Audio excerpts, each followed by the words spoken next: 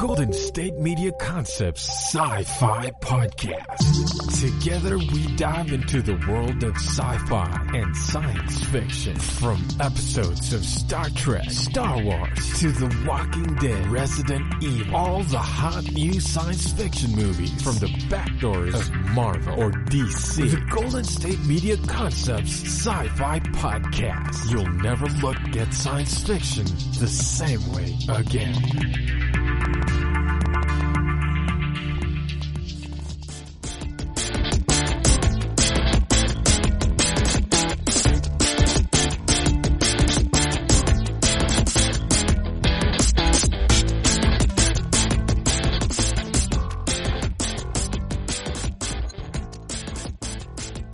Thank you for tuning in to the GSMC Sci-Fi Podcast, brought to you by the GSMC Podcast Network.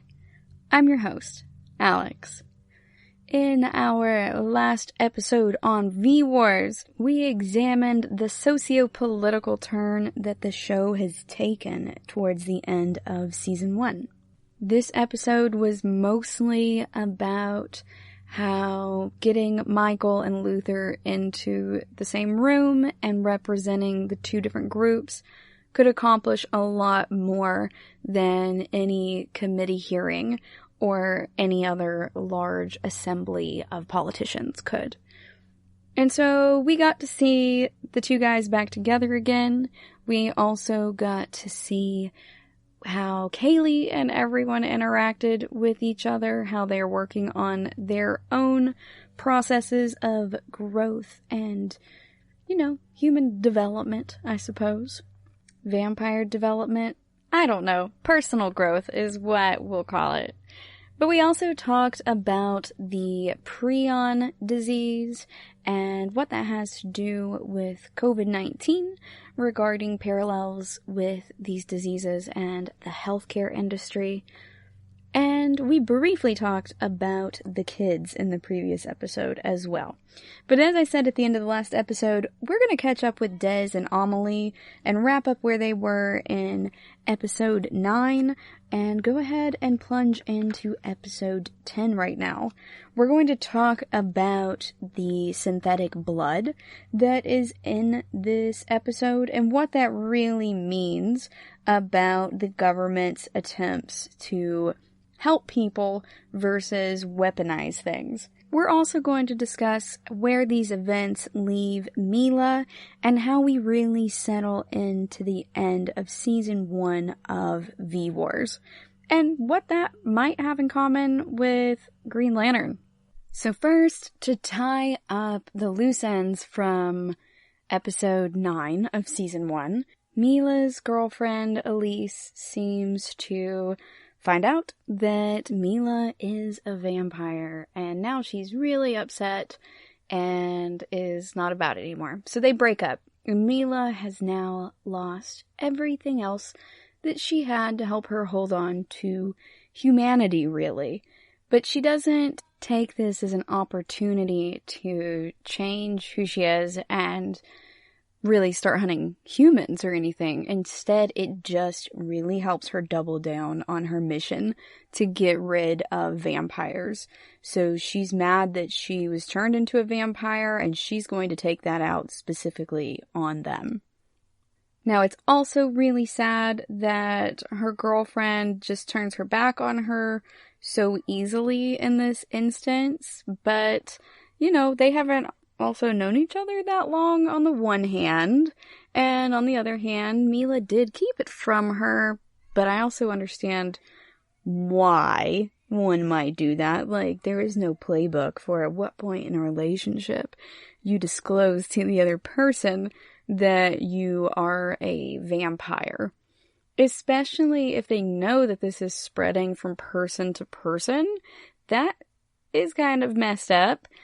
But then again, Mila was bitten by a Vertilac in order to turn into a Vertilac. So perhaps as far as Mila knows, you have to bite someone, and she knows she wouldn't bite Elise, and therefore thinks that she's not putting her at risk.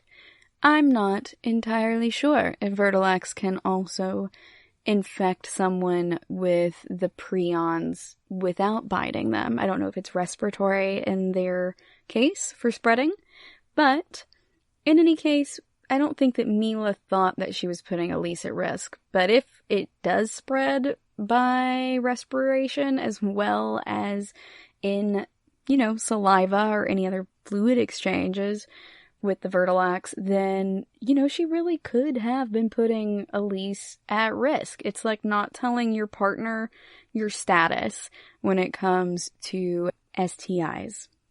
So we know that Mila would never hurt her girlfriend, but her girlfriend is not aware of that, and she takes all of her biases and her perceptions regarding what she's seen on the media and as a cop regarding bloods and Vertilax and everything, and just applies that blanket of information to Mila, and Mila doesn't even get a chance to be heard out. And honestly, she's a vampire. She's strong enough that if she wanted to make Elise sit there and listen, that she could.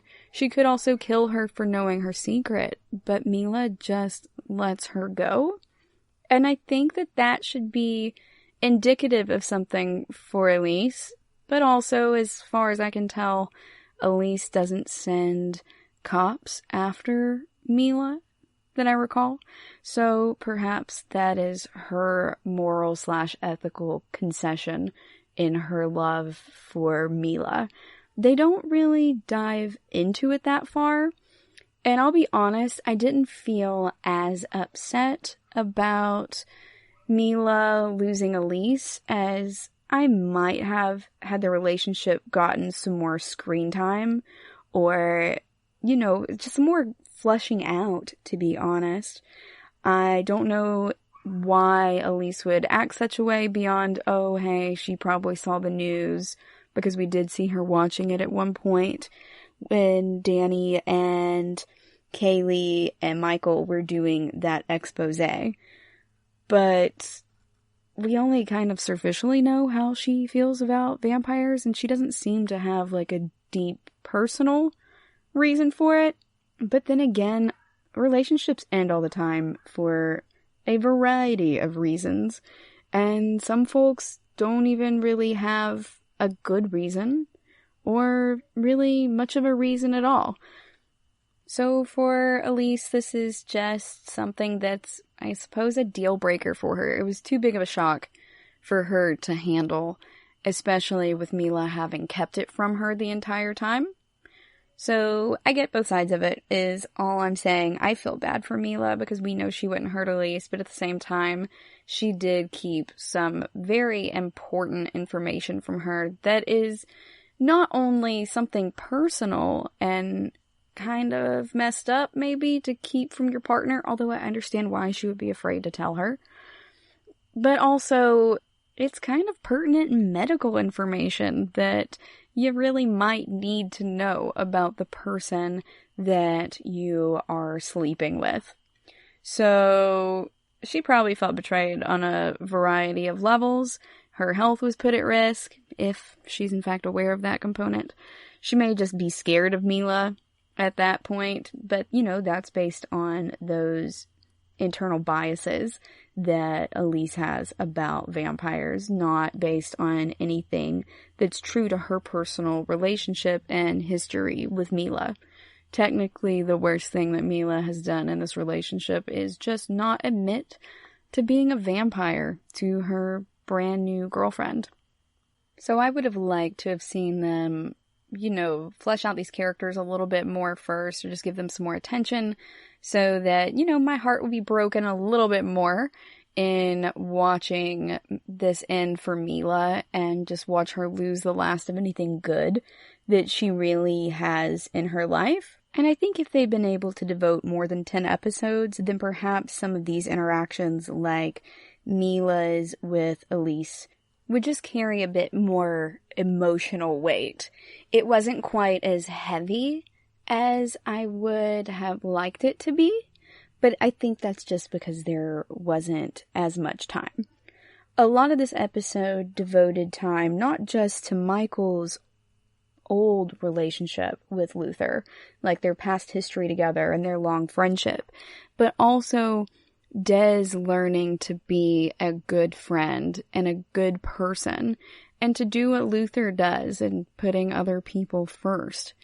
Des had previously not wanted to help with any of the research, and you understand why. Like, he's a kid. He's just a kid, and he's already seen some really messed up stuff, and he knows that he would be in for a lot of blood draws and medical testing to help his dad find this cure or the trick to immunity for everyone else who may have this disease. So this is really a turning point for Des in the story at the end of episode 9, as he starts realizing that the vampire that he and Amelie think lives in the house is actually Amelie herself, as they find the dead animals in the basement and outside in the yard, and the bunny in her cage turns up dead as well and drained of blood. So just as Michael didn't initially understand when he was harming that first woman, Amelie also seems to not actually understand that she's a vampire at first. And then when she does realize it, she's scared and embarrassed and ashamed. And she very likely caught it from her teacher, who turned at school before they sent her home. Now, we are talking right now about sending children back to school, with COVID-19 still being an omnipresent issue, and this type of transmission and a pandemic is very similar to how this is playing out in V-Wars, in which one person probably came to school sick, and then the teacher got it, and then the teacher passed it on to at least Amelie, but who knows who else. However, in the case of V-Wars, Amelie and them went home from school pretty early on, whereas the kids of politicians and the elite in the US right now, a lot of them, their private schools are already closed. They didn't close them in this V-Wars America until there was literally rioting in the street and just absolute mayhem with vampires absolutely everywhere. But right now, a lot of really rich and elite private schools that a lot of our politicians' kids go to are not having the kids return to school, but they're expecting children in public school to return. I think that much like what happens to Amelie, in which she contracts it from her teacher, and likely many other kids also had it, that a lot of kids are going to get COVID-19 in this manner. And even if it turns out that kids really are less susceptible to it, it is important to remember that these children have many different adults in their lives, be that their parents or their guardians, their teachers, their lunch monitors, the janitors in the school, the administrative officials. There are so many people being placed at risk, and especially when we think about the complexity of contact tracing in institutions that are as large as public schools are, with as little space as public schools tend to have. I think we can anticipate a lot of people getting sick as we reopen schools and businesses in some areas. And in this way, V-Wars also seems to be somewhat of a cautionary tale. By the end of the episode, though, Des recognizes what's going on and talks to Amelie and explains to the senator that her daughter is a vampire now, and that that's what had been going on with the dead animals around the area. So it's a relief for Amelie to be able to be honest with her mother, and to her credit, Senator Giroux just takes it in stride. She's also concerned about it, but it's still her baby girl. She's not super worried about Amelie, and she's still continuing to walk the walk and talk the talk that she had been beforehand with Luther. So Senator Giroux does seem to just use this to double down on what she's been working on, which is the treaty and the BludSub. We are going to go on a quick break, and when we come back, we're going to talk about the treaty and the BludSub. Stay tuned.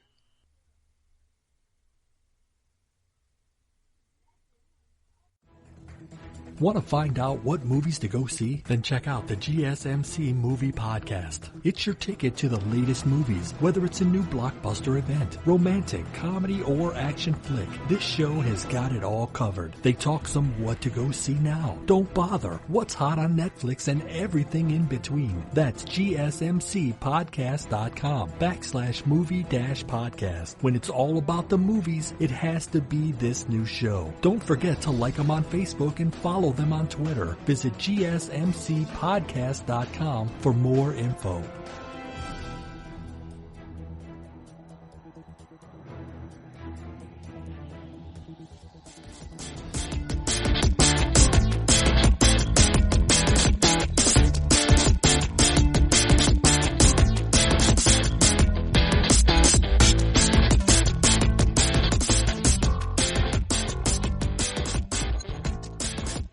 Welcome back. Before the break, we were wrapping up what's going on with Mila and Elise's relationship, and also what happens with Des and Amelie at the end of episode 9/beginning of episode 10. So now that Amelie is known to be a vampire, at least by the people in the household, so Luther and Des and the senator, etc., then this really motivates them to work harder on finding some type of resolution in which vampires won't be persecuted. So the treaty is now extra important. It has made the senator a stakeholder not just as a politician, but also as a parent. I imagine that would really increase her engagement and her motivation for this, but it also really humanizes this disease and the concept of vampires for Des. Previously, he was unwilling to go through all of these medical procedures and whatnot that Luther needed him to do in order to find a cure or work on immunity for this disease. But now that his friend Amelie has it, and he's watched her go through the processes of succumbing to it, just as Luther did before with Michael, it's really humanized it, and Des is going, okay, these people really are just sick. Amelie's a good person, and she doesn't want this to be happening to her. In fact, she's very upset about this. And I think that the kid who plays Des he does a fantastic job. Kyle Breitkopf does such a good job in getting that sympathy across. You can see it reach his eyes and everything as he is looking at Amelie crying in her mother's arms. And he knows that he did the right thing. It's a big moment of growth for Des. And I think it's really neat how the actor gets that across, primarily with facial expressions. And then he lets his dad know, hey, I know I said before that I wasn't going to be a part of this, but now I don't see a way that I can't. Like, conscientiously, I need to do everything I can to stop this from happening to other people and maybe help save my friend and Uncle Mike. So Des is doing some growth and seeing that ultimately his father is right and that he's in a unique position to help people out. And when you have that unique ability to do something where others can't or won't or just aren't able to, then you have a moral obligation to do what you can. So this is a big ethics lesson for Des. And I mean, he lives with Luther. I'm sure ethics and morals are a big component of their lives, just like being emotionally expressive and validating seems to be something that Luther has been trying to teach Des. He teaches him with logic and reasoning, but also empathy and compassion. And he respects Dez's no when Des says no. Luther respects Dez's autonomy, bodily and otherwise, emotionally. He knows that Des needs to come to this in his own time, even if these are incredibly desperate measures. And his patience and diligence as a father in teaching him these lessons without being pushy really pays off in the end. Because not only does Des decide to help, but he does it because it's the right thing to do. So this is further reaching than just saving humanity as well. Even if they abjectly fail, Des has learned this life lesson and come to this decision on his own. It's both a personal win for Des, just as a human being, but also a parenting win, I think, for Luther, who's also just trying his best. And Des does genuinely care about people. He got through the fear and anxiety of everything, and is now really getting more grounded into who he is, which is very alike to both parents. Rachel loves Des above all else. They both have a lot of love to give and express to their child. And Des also returns that by asking about his mom following the committee hearing and what is going on with her, who has her, etc. And so Luther looks into that and talks to Senator Giroux and Jimmy and them and finds out that she has been moved to a safe house and that they are trying to just keep an eye on her and keep her safe in all of this chaos of vigilantes running around trying to kill vampires and vampires running around and killing people. And everyone is really just trying to do their best right now. And Senator Giroux has given us no reason to believe that Rachel would not be safe in that safe house that's under her purview. And we get more of this show of good faith, really, and just a general exhibit of goodness from Senator Giroux as she and Luther announce that they've created a product referred to as BludSub. So it's a blood substitution that is meant to allow people who are vampires to continue to exist as vampires, but without harming humans, without even taking up a lot of the blood that is meant to go in the blood banks. I did a previous recent episode of the Health and Wellness podcast here with GSMC on blood donation and blood banks, etc. And our blood bank supply is already generally very low, and it's especially low right now with COVID. Think about the early stages of a pandemic like this, in which people don't realize that they are turning into vampires, or, they start killing people or feeding on people, and then those people need blood transfusions, or people are sick for all the other reasons that don't stop just because you have a pandemic. I would imagine that in the V-Wars scenario, even without the vampires, they might have a lower blood supply like we're experiencing right now. And by with the vampires, I mean without the vampires drinking the blood supply, like Mila, who won't feed on live humans and has been robbing the blood banks instead. That's a common choice that we see in a lot of vampire stories, from Buffy to also Vampire Diaries and all that jazz. So, we've seen this kind of thing before, and it's something that would cause a further depletion in the blood supply. So in this case, they can't even just say, hey, we just need folks to give more blood, especially because vampirism is a communicable disease in this scenario, so it could just keep on spreading. So instead, they create this blood substitute, and they get really excited, Sasha and Luther that is, about rolling this out to the public.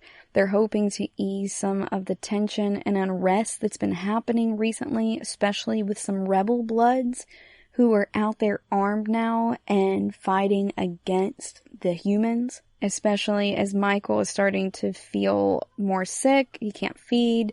He's starting to lose his powers, and he's acting really weird, and it's sending off this vibe of being weak.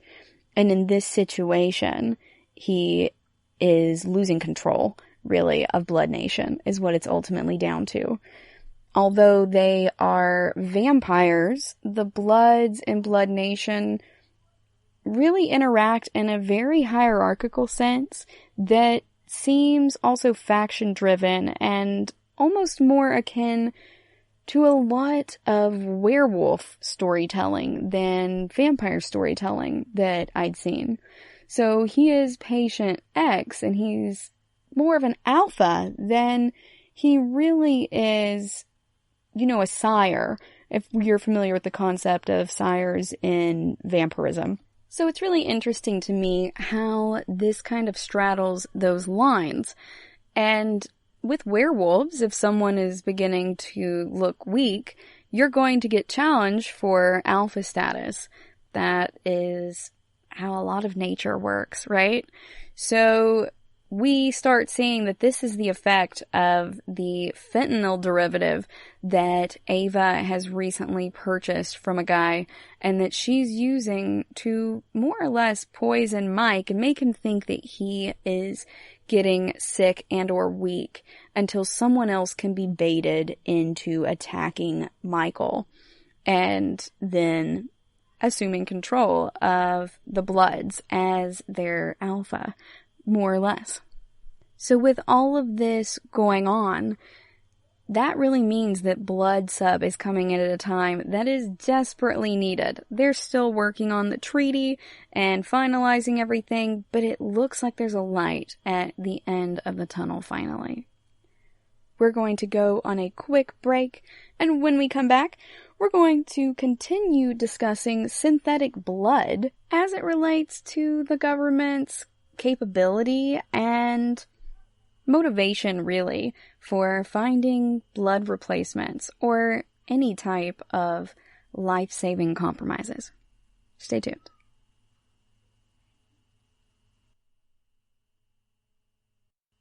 Tired of searching the vast jungle of podcasts? Now listen close and hear this out. There's a podcast network that covers just about everything that you've been searching. Hey! The Golden State Media Concepts Podcast Network is here. Nothing less than a podcast bliss with endless hours of podcast coverage. From news, sports, music, fashion, cooking, entertainment, fantasy, football, and so much more. So stop lurking around and go straight out to the Golden State Media Concepts Podcast Network. Guaranteed to fill that podcast itch. Whatever it may be. Visit us at www.gsmcpodcast.com. Follow us on Facebook and Twitter, and download us on iTunes, SoundCloud, and Google Play.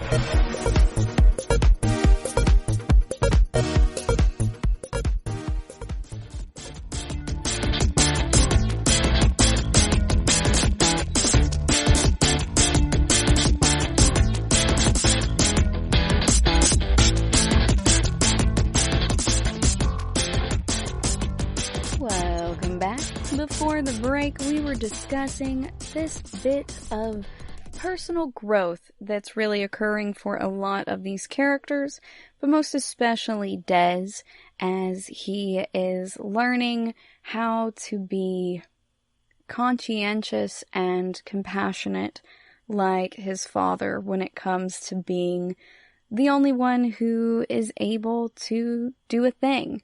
He's been resenting Luther for a long time for getting them involved with the government and getting them stuck in that DNS facility for so long.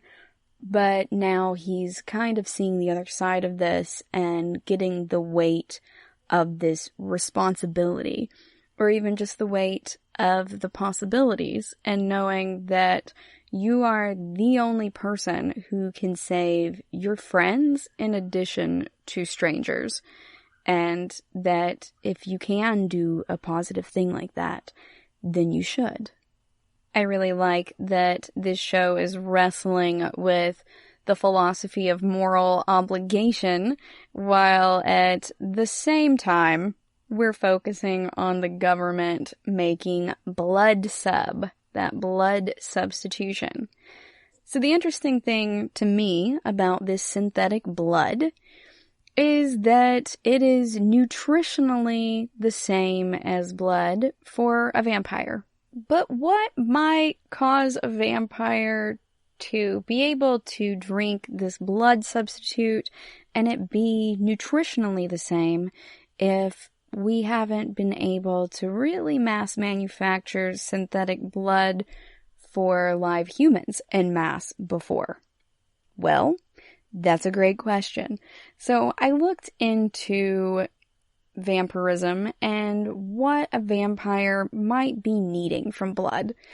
And in order to do that, I consulted some bioengineering articles and found that porphyria, which is a common type of disease that has been historically associated with vampire lore, and if you watch the X-Files, you've seen Scully talk about it, especially in that episode Bad Blood. So I figured, what is going on with people who experience porphyria that make them really crave blood? Well, if you have a type of porphyria, and there are 8 different known blood disorders in this grouping, then it can affect your body's ability to make heme. And heme is a really important part of hemoglobin, which transports oxygen throughout the body. So, hemoglobin is important, and so is heme. And when your heme binds with iron, it makes blood red. And there are also genetic variations that can affect heme production, because this happens on the molecular level. So in this case, the NH47 vampire gene and porphyria could theoretically, hypothetically, have something to do with each other. So I kept looking into porphyria. I was like, okay, this lines up. And I checked into what might alleviate, reduce those symptoms from porphyria. And it turns out that staying inside while the sun is out and getting blood transfusions that have a good amount of heme levels can do that. So they think that in ancient times, if you drank the blood of animals and only came out when the sun was down, it might have helped that out a bit. But that also would make you very pale and make, you have these bags under your eyes and everything because you're not able to come out in the day. So our vampires in V-Wars are totally fine with needing to be out in the day as far as we can tell. Everything seems pretty great for them overall, except for the bloodlust. But they seem to mostly have come out on top in this. But perhaps like the CLPX gene, which is one that is involved with porphyria and plays a function in mitochondrial protein folding, might have something in common with this NH47 gene. So if we view these as being somewhat parallel, then this misfolding of these proteins as they act on these genes and trigger these novel mutations or these epigenetic changes, then you could perhaps end up being very low on heme. So perhaps it's a heme deficiency that these vampires are really experiencing, and it being less of just craving blood for blood's sake. I think that in this show, they very much are taking primarily a science-driven approach. I think they've done a really good job in talking about the prions and everything as well.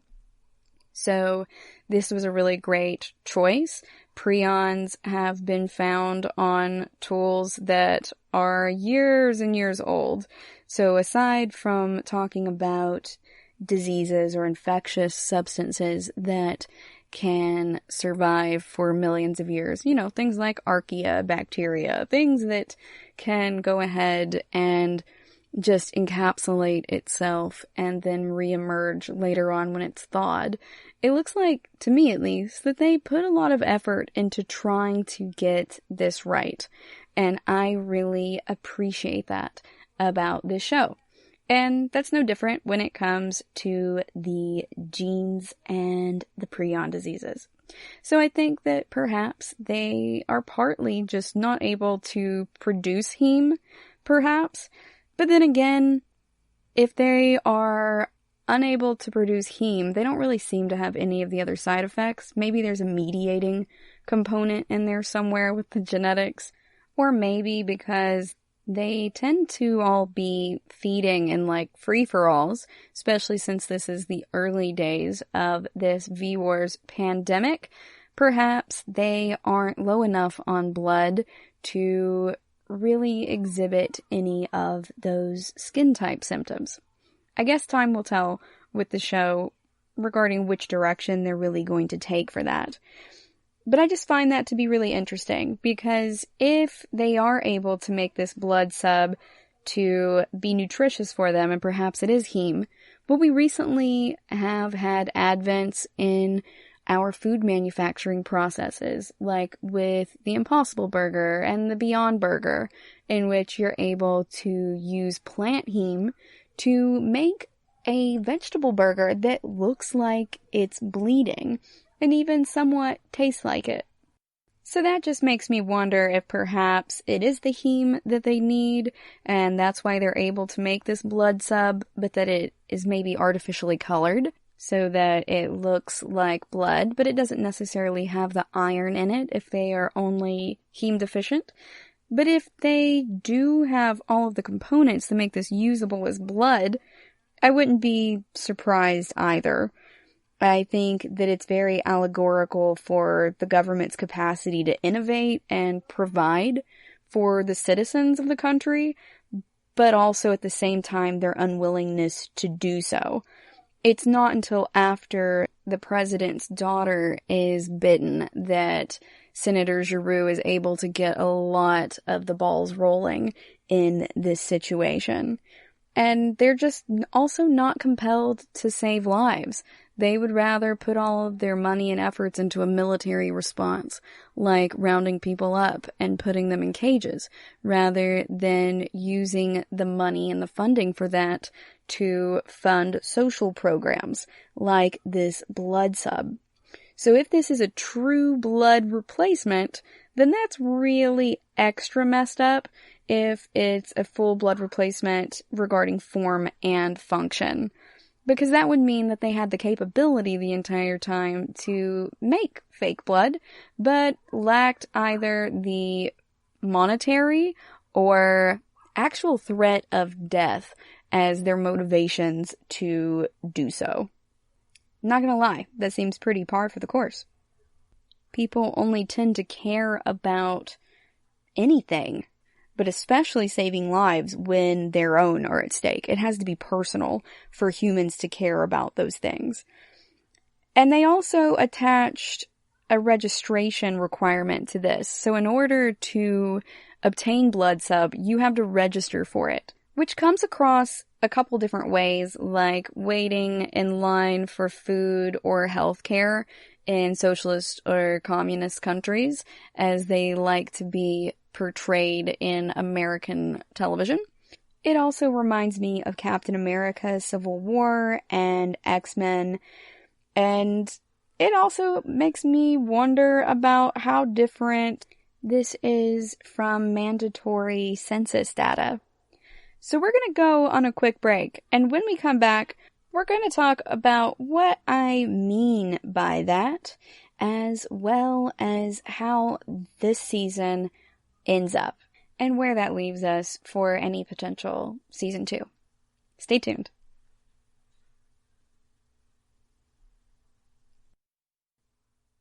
Watching TV has changed over time. Streaming has become the new norm. That's why Golden State Media Concepts television podcast dives headfirst to the world of cord cutting. Want to be on the loop of what's hot in Netflix? Or if it's not a preference, what about original shows in Hulu? We've got you covered. Join us as we fill in the blank and talk about movies to stream and what show you should be binging. This is the Golden State Media Concepts television podcast.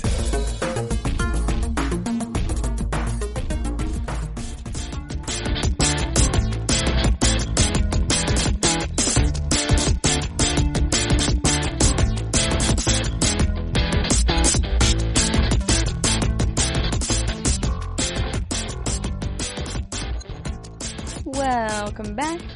Before the break, we were talking about the concept of BludSub, what its components are, what nutritional needs that they're trying to meet for the vampires with this, and whether or not that necessitates a true blood substitute that is even usable for blood transfusions in humans. We were also talking about the registration requirement and what that really has in common with the U.S. Census. So, in this show, they're also framing the concept of bloods as being a stage of evolutionary development. They are counting the bloods as being a species set apart from humans.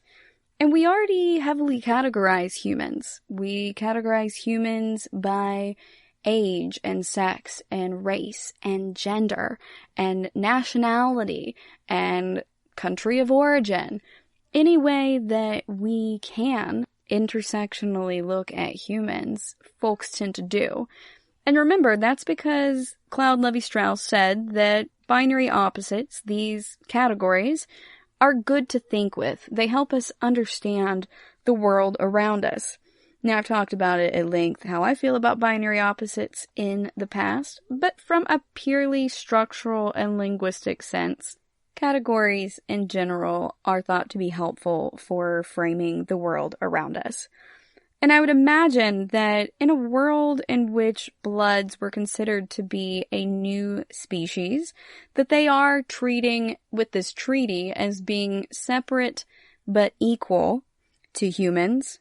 And the allegory for that is very on the nose, then one could extrapolate that if there were a census to go around at a certain point in this story, that they would also have a box for bloods. And that's really what this Registration Act is doing, is getting an accounting of everyone in the area who has a specific set of intersectional issues. So in this case, they only really care about them being bloods, right? But the registration tells you a lot, just like you would find out a lot from a census. So the registration will likely also tell you if that person is male or female, and likely also their age and where they live, since they have to go in person to pick up this BludSub. So it's another way to gather info on all of these folks. And that makes me really uncomfortable. Which in turn, not gonna lie, made me a bit uncomfortable with the census. As, you know, we've been getting census mail for the past few months, letting everyone know, hey, you need to do your census stuff. And that didn't really seem threatening to me before this Trump presidency, to be honest, but also in watching V-Wars, it made me increasingly uncomfortable. And we can also see that correlation in O Brother, Where Art Thou? Which is a Homeric tale, and this makes me think of it sometimes too. In O Brother, Where Art Thou? There is this really deep distrust in any arm of the government, but particularly the census man. And the little boy says, "Are you from the census? Are you the census man?" Daddy says, "I can shoot the census man." That's not necessarily a direct quote, but you get where I'm coming from. I've just seen that movie a lot. But my point is that there's a lot of information you can get from the census and from this registration for BludSub that could vastly impact all of these people, even under a treaty. They might start doing contact tracing and requiring you to come in for blood work or testing to see if you've been drinking blood. I don't want to get into a slippery slope fallacy or anything like that, but I do like to think about all of the what-ifs that are implied with this allegory. On a socio-political note, since V-Wars also goes there, they could very well use this information to decide which areas get more funding for schools, or to segregate these children or send them to special schools, as the United States has done to children of color, including Black children and Native American children over the years, or to continue rounding them up and putting them in cages, as we have done to people of Japanese ancestry and Hispanic ancestry, including up to right now. A lot of gerrymandering also takes place by these politicians redrawing these district lines, getting them redrawn so that folks who count in the census, like prisoners, are counting as people being in a large area for their constituency base, but if you have a felony, you're not allowed to vote. In many U.S. states, even after you are let out of prison, and sometimes even forever, you're banned from voting. Additionally, many places also ban these individuals from voting while they're incarcerated. And so that means that they're getting to draw these lines based on population size, but they're also getting to essentially control or monopolize the constituency because the people who are incarcerated can't even vote. And the U.S. has historically restricted this all the way back to the point in which we had the original colonies, and it's always disproportionately affected Black people in particular. They call this loss of your civil rights, or rather the revocation of your civil rights, as a form of punishment. That is called civil death.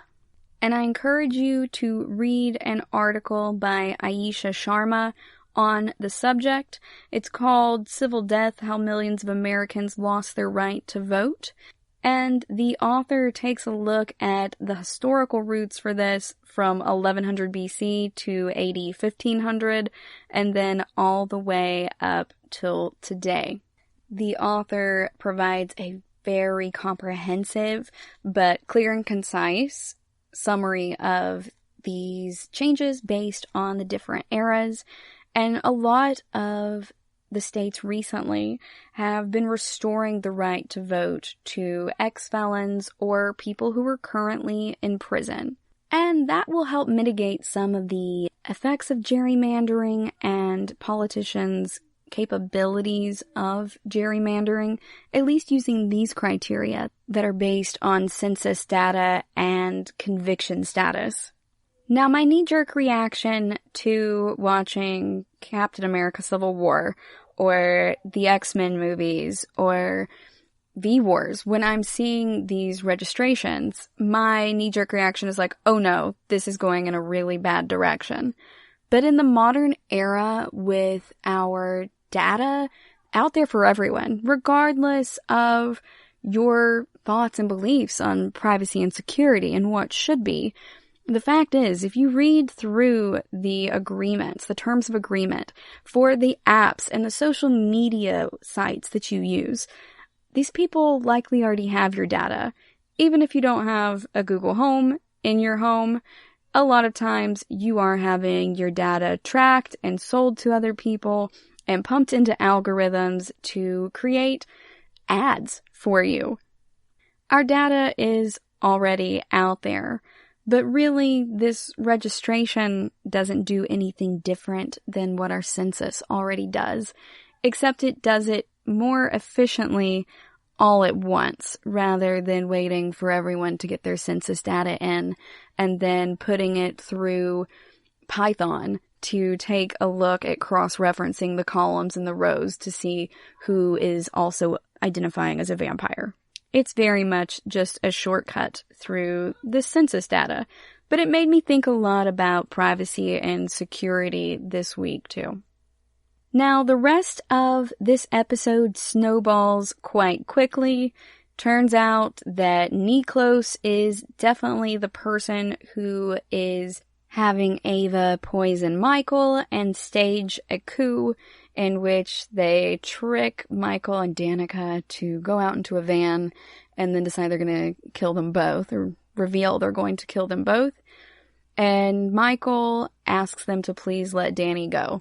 Granted, she is selfish to the last, but Michael is still a really good person, and he convinces Ava to let Danny go despite how much she hates Danny. She is doing this one last favor for Michael. So Niklos is now also a vampire. He is now in charge of the vampires, and everything goes sideways really quickly. We do get to see Mila going and kicking some butt and putting her sister down. So, alright, we're at the end of this episode, and now a main character is dead, killed by another main character, but hey, boo to plot armor, I say. So I am here for it. It felt a little anticlimactic for my taste, to be honest, but that's just me. I just wish we would have had more time with Mila and her relationship with Danny, or seeing her animosity grow. I think that if Mila and Elise had had more time together and we really could have felt the gravity of what Mila felt that she was losing with that relationship because of Danny, then I think that it would have made this other relationship between Mila and her sister also feel more gratifying with this payoff of finally killing the person who did this to her.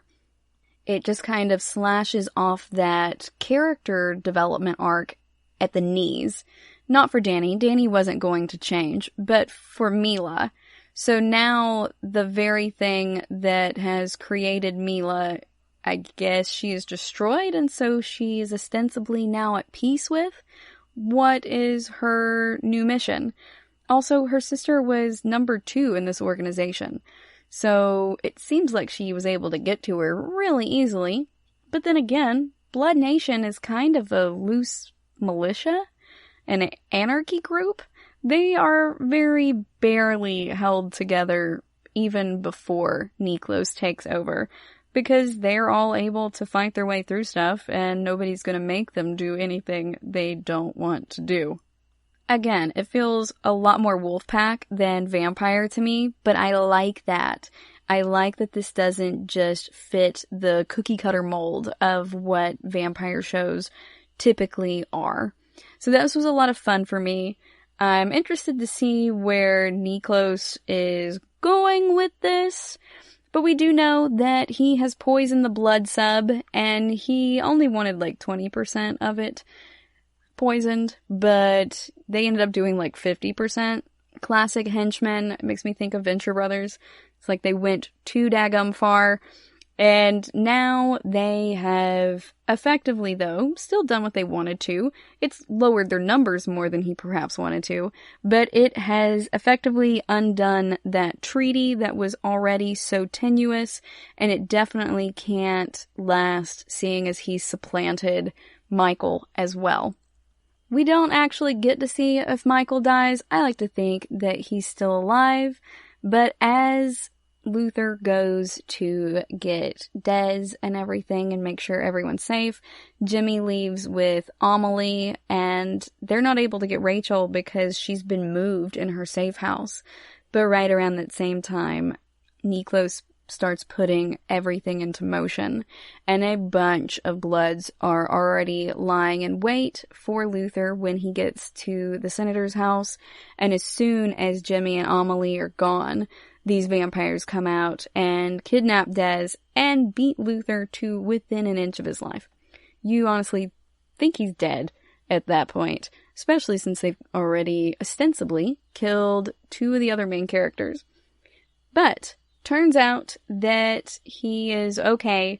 We see it pick up about 4 months later, and Luther is working out hardcore. He's all buff, and he has a big bushy beard, and you can tell he is not in a happy place, and he has a picture of Calyx, I believe, on the wall for throwing darts and stuff. But Mila pops up in the doorway and essentially hits him up and was like, hey, I think I know where your kid is. You're Luther Swan, right? It's like on the TV. I think they're keeping your kid over here. Let's go out there and, murder some Bloods and get your son back. For Mila, this is a very natural course of action. She is wanting to take down all of the Bloods, and she knows that no one's going to be as motivated as Luther. No one's going to be as capable as Luther either. So this season ends with a lot of kind of loose threads, and it feels a little bit quick in the resolution of what it does resolve, or the attempts at a resolution. So in some ways, it feels a little bit like the last season of Game of Thrones regarding pacing, but also I like that it has some loose ends. I don't like a very neatly wrapped up season. I want to have a reason to come back, and that's how television used to be before binge watching.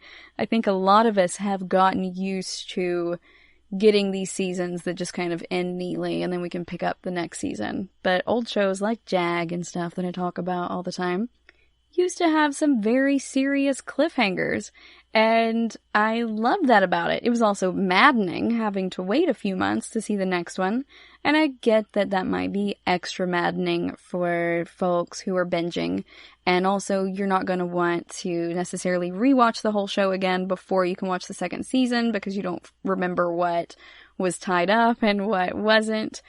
But overall, I'm here for it, and it reminds me of the first Green Lantern movie with Ryan Reynolds in that way. Now I know, there was only one, but that's also my point. I think that they made a lot of the same choices in here, in different ways. The brevity of the length of this episode and the season, and how much they have to cram into that in 10 episodes, I think led to some stories feeling like they were creeping and others to feel like they're going way too fast. And that's okay. There's going to be growing pains in the first season of any show, and I've talked about that in previous episodes about V-Wars. But it reminds me of Green Lantern as well, because it seems to be laying the groundwork for particular relationships to unfold as time goes on. After all, with Green Lantern, if you don't get a sense for the close relationship between Sinestro and the Green Lantern, or the Lantern and Carol, then the later stories wouldn't really gut you the way they're intended to. It was really more of a setup for an emotional gut punch in the second or third movie. And I recognize, at least in my opinion, that's what it was going for, and that's why I give it kind of a pass. Sure, Green Lantern had a lot of problems, but I get where that was going, and I respect the emotional gut punch that they were trying to prepare for, even if it didn't come across the way that they intended. As a comics fan, I liked the intent behind it and the purpose of it.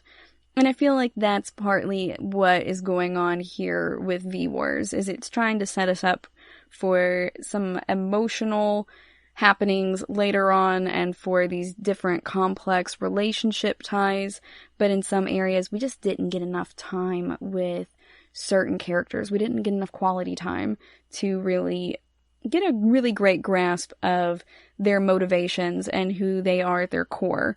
It was mostly trying to set us up to introduce all the characters and then be able to feel the feelings later on.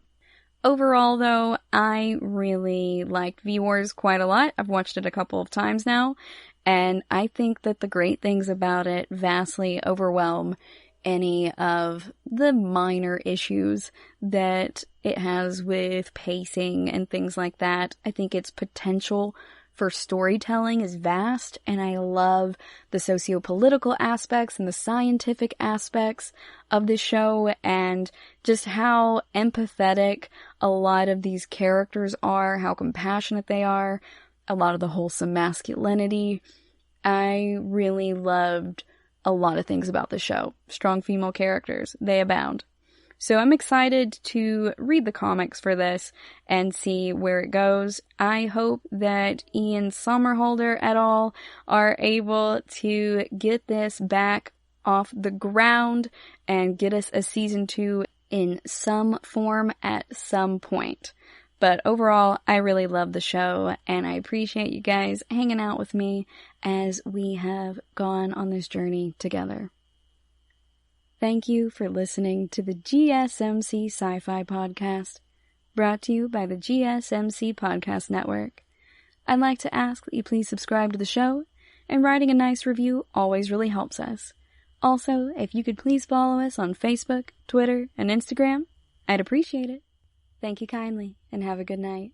You've been listening to the Golden State Media Concepts Sci-Fi Podcast, part of the Golden State Media Concepts Podcast Network. You can find this show and others like it at www.gsmcpodcast.com. Download our podcast on iTunes, Stitcher, SoundCloud, and Google Play. Just type in GSMC to find all the shows from the Golden State Media Concepts Podcast Network, from movies to music, from sports to entertainment, and even weird news. You can also follow us on Twitter and on Facebook. Thank you, and we hope you have enjoyed today's program.